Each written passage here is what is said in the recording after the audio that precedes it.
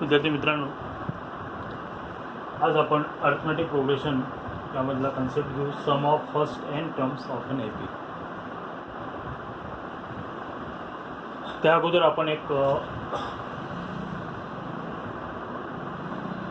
Add the number, add 1 to 100 all integers. Add 1 to 100 म्हटलं आपण काय करू, 1 to 100 लिहू 1 by 1 आणि मग त्याचं ॲडिशन करू. क्विकली त्याचं ॲडिशन करायचं आहे आपल्याला. तर आपण थोडं ते जरा वेगवेगळ्या पद्धतीने सोडवण्याचा प्रयत्न करू.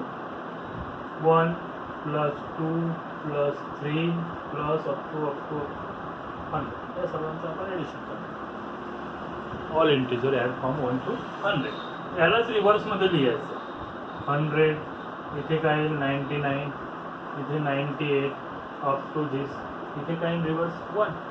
या सर्वांचं ॲडिशन जर आपण केलं तर हा काय येतो 101. Each term have same numbers. Okay,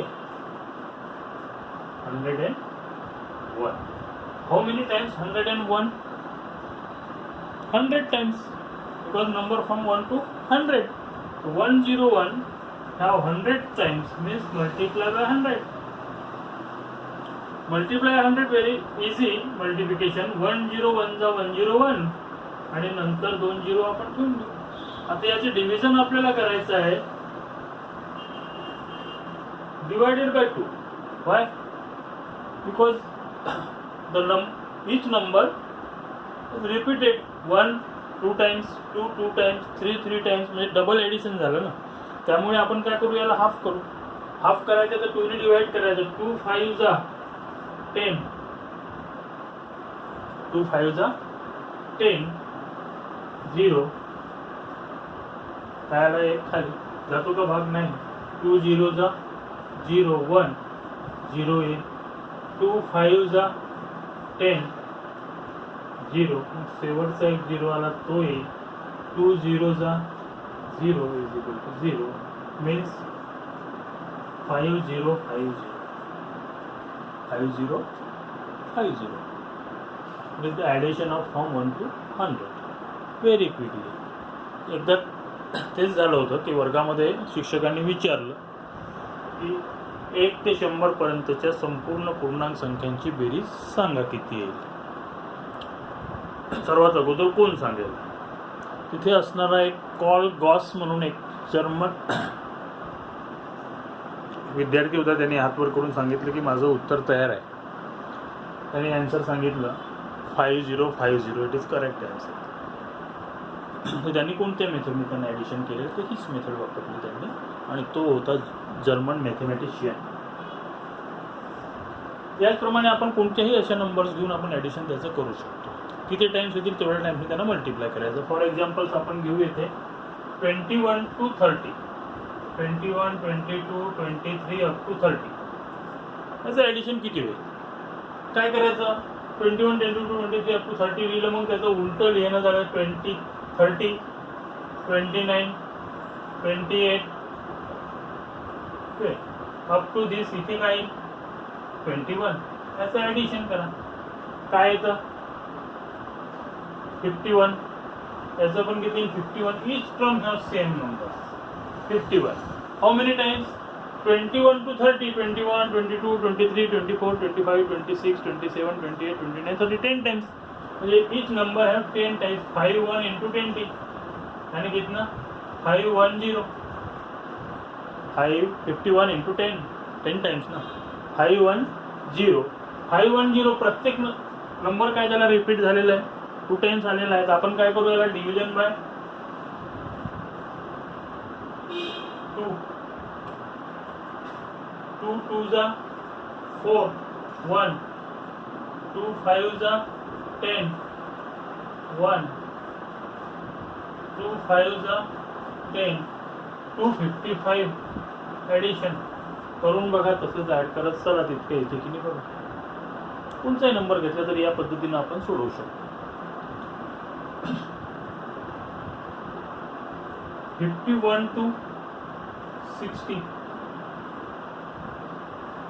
याचं आपण काढता येईल. त्याचप्रमाणे करून बघायचं.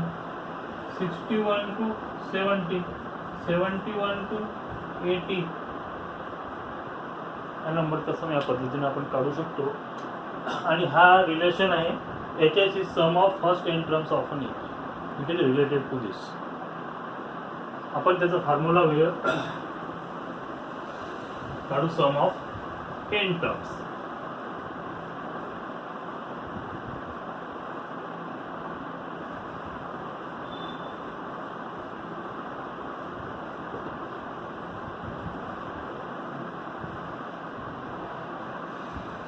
Sum of n terms, the terms of AP, terms of an AP, terms of an AP, first term A, second term A plus D, third term A plus 2D, 1 ni less होऊन fourth term A plus 3D, up to this nth term A plus n minus 1D. You know about that? Okay. First term plus common difference. Second term, second A plus 1D. First term A plus 1 minus 1 means 0. A plus 0D. 0D means 0. म्हणजे काय राहिलं फक्त 1. A plus 1D. Third term A plus 2D. 3 minus 1. A plus fourth term 4 minus 1 means 3D. Up to n term n minus 1 into D. 1 ने लेस करू नये. आता हीच terms आपण उलटी घेऊ. इथे काय होईल? इथे येईल a plus n minus 1 into D A सोबत. दुसरं a प्लस डी सोबत a plus n minus 2 into D. Okay. Plus up to this one. इथे कोणती येईल? रिव्हर्स मध्ये लिहिलं आपण A plus n minus 1D. जसं आपण त्याच्यामध्ये 1 to 100, 100 to 1 तसंच इथे घेतलं आपण. Terms of N AP A plus D, A plus 2D, A plus 3D up to A plus n minus 1D. आणि टर्म्स मग ही रिव्हर्स उलटी करून लिहिली आपण. n मायनस 1 त्यापेक्षा 1 ने लेस n मायनस 2, 1 ने लेस n मायनस 3. म्हणजे इथे काही थर्ड घ्यायची असली तर A plus n minus 3 into D. मग याला ऍड करू. ह्या दोन याच्यात ऍड करायचे. काय होईल? A plus n minus 1 into D. हे खाली. दुसरी काय येईल?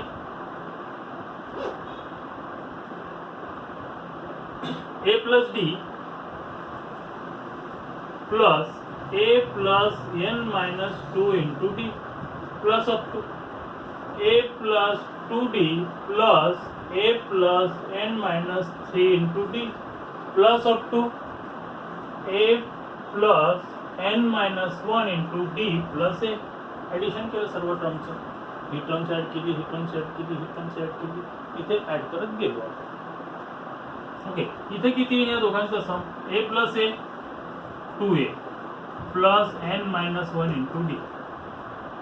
या दोघांचा सम करू आपण. A plus A 2A D plus n minus 2D means D common घेतला तर n मायनस 2 प्लस 1.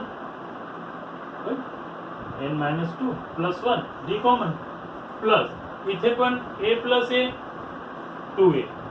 ऐसा addition D common 2 plus n minus 3 into D. Coefficient 2 plus n minus 3. बाहेर D घेतला आपण प्लस अप टू इथे 2A plus n minus 1 into D. 2A plus n minus 1 into D plus याचा सम काय येईल?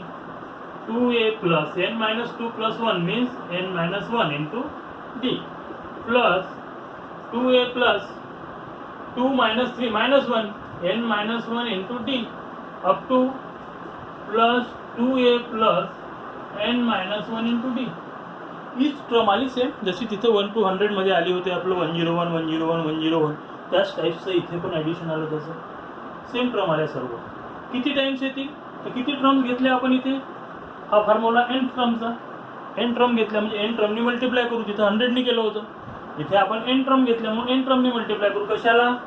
या ॲडिशनला 2a plus n minus 1 into D, 2a plus n minus 1 into D into n, 2a plus n minus 1 into D into n,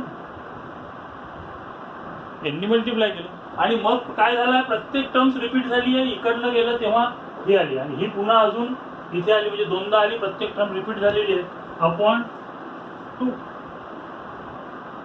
हे term घेतली आपण Sn, हे पण Sn, या दोघांनी जोडलं तर काय झालं 2Sn आहे ना, म्हणजे ही जी व्हॅल्यू आली हे आली आपली 2Sn इज इक्वल टू, ठीक आहे, 2Sn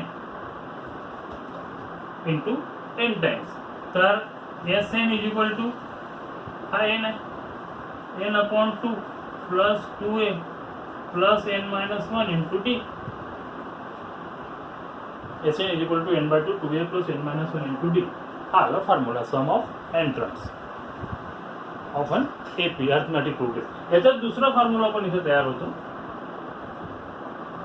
Sn is equal to n by 2, Sn is equal to n by 2, 2a ला आपण a प्लस a लिहायचं plus n minus 1 into D, n by 2 a plus n minus 1 by 2 याने कोणते terms, nth टर्मला काय म्हणतो आपण tn, a plus tn. म्हणजे हा एक फॉर्म्युला झाला n by 2 is equal to first term plus last term, plus term plus last term, म्हणजे n by 2 a plus l. Sn is equal to a means first term, l means last term, first plus last चे addition बाहेर n by 2. हे दोन फॉर्म्युले आपल्याजवळ तयार होतात, एक हा आहे आणि एक हा. Sum of first n terms of an AP, जसं आपण 1 to 100 चं इंटिजर्स ॲड केलं होतं त्याचप्रमाणे आपण इथे नंबर ऑफ टर्म्स घेतले ऑफ अन AP. APचे टर्म्स कोणते असतात, a, मग त्यामध्ये एक कॉन्स्टंट टर्मनी ॲड होत जातं, first term a, second term a plus D, third term 3 minus 1 म्हणजे a प्लस 2d, याप्रमाणे. मग त्यालाच रिव्हर्समध्ये लिहायचं. मग काय करायचं याचं ॲडिशन. हा सम ऑफ n टर्म्स आहे ना, sum of n terms addition 2Sn is equal to प्रत्येक टर्म्स याच्याशी ॲड केलं, हे याच्याशी ॲड करत गेलो आपण, तर आपल्याला फॉर्म्युला मिळाला Sn is equal to n by 2 2a plus n minus 1d. इथे काय Sn is equal to n by 2 हा एक दुसरा फॉर्म्युला तिथूनच तयार होतो, म्हणजे हा एक फॉर्म्युला आणि हा एक फॉर्म्युला, असे दोन फॉर्म्युला आहे सम ऑफ n टर्म्सचे. हे आपण लक्षात ठेवायचं. यावरचे प्रॉब्लेम्स आपण घेऊ आता.